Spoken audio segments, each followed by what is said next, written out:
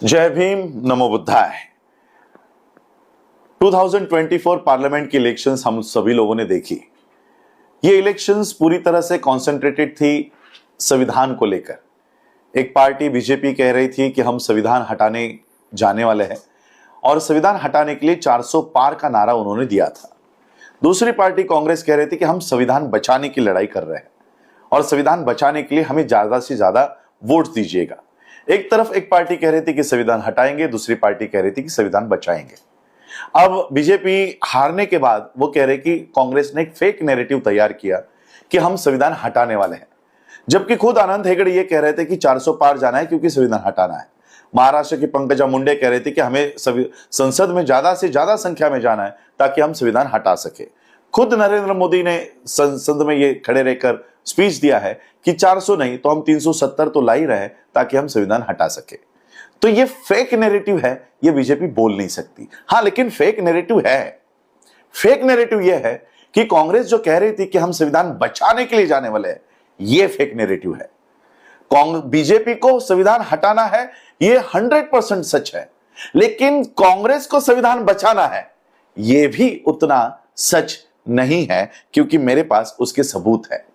ये 2 दिन पहले भारत के संसद में कानून बनने जा रहा है, one nation one election. Government considering 3 bills to implement one nation one election plan. Bharat सरकार इस देश में वन नेशन वन इलेक्शन लाने जा रही है और इसके लिए उनको भारत के संविधान में 3 मेजर अमेंडमेंट्स करने हैं, जिसकी परमिशन संसद में दी गई है। Article 82, article 83 and article 327। ये 3 आर्टिकल्स में पिछले हफ्ते में बहुत बड़े अमेंडमेंट्स भारत में हो रहे हैं। अब मुझे बताओ, जो कांग्रेस ये कह रही थी कि हमें संविधान बचाने के लिए अंदर जाना है, ये अमेंडमेंट्स जब हो रहे थे तब राहुल बाबा क्या सो रहे थे? इसका मतलब फेक नैरेटिव ये है कि इनको संविधान बचाना है। ये फेक नैरेटिव है और इस फेक नैरेटिव में हम लोग फंस गए। भारत के लोग, महाराष्ट्र के लोग फंस गए। महाराष्ट्र का उदाहरण देना चाहूंगा। 2024 में एमवीए के अगेंस्ट जो वीवीए खड़ी थी प्रकाश अंबेडकर जी के नेतृत्व में, इनके 50 लाख वोट्स पे से ये 10 लाख वोट्स पे आ गए। इसका मतलब 40 लाख वोट्स ये उद्धव, शरद पवार और राहुल गांधी इनको पड़े हैं। इसका मतलब है 40 लाख वोट्स हमारे चले गए संविधान बचाने की दुहाई के लिए। लेकिन अब जब संविधान सही में खतरे में है तो ये आवाज तक नहीं उठा रहे। बहन जी के भी वोट्स शिफ्ट हो गए। इसमें दोष कहीं ना कहीं हमारा भी है। हमारे इन नेताओं ने क्रेडिबिलिटी अपनी लॉस्ट कर दी है। इनका विश्वास कहीं ना कहीं समाज का विश्वास उठ गया है इन पे से, और इसलिए ये वोट्स जा रहे हैं। और इसलिए मैं आज फिर से हमारे समाज के वोट्स हमारे ही पार्टी में आए, ना इस इंडी ना एमवीए के लिए जाए, और हमारे वोट्स का रिप्रेजेंटेशन में तब्दील हो। इसके लिए आज मैं बाबा साहब के रिपब्लिकन पार्टी ऑफ इंडिया को फिर से रिवाइव करके इस पॉलिटिकल मूवमेंट को अपने हाथ में लेने की मुहिम कर रहा हूं। जो विश्वास अपने बहन जी पे दिखाया, मेरे चाचा जी पे दिखाया, मैं चाहता हूं कि यह विश्वास एक बार आप मेरे पे दिखाए।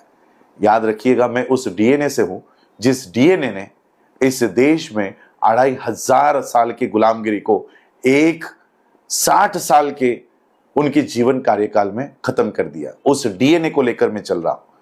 हमारे महाराष्ट्र के बौद्धों को मैं ये अपील करना चाहूंगा कि जो विश्वास अपने बाला साहब पे दिखाया, एक विश्वास इस बार महाराष्ट्र के असेंबलीज में मुझ पे दिखाइए, ताकि बाबा साहब ने जो रिजर्व सीट्स गांधी के जान के बदले में हमको हासिल करके दी है, उस रिजर्व सीट्स पर आज बीजेपी का और कांग्रेस का कब्जा है।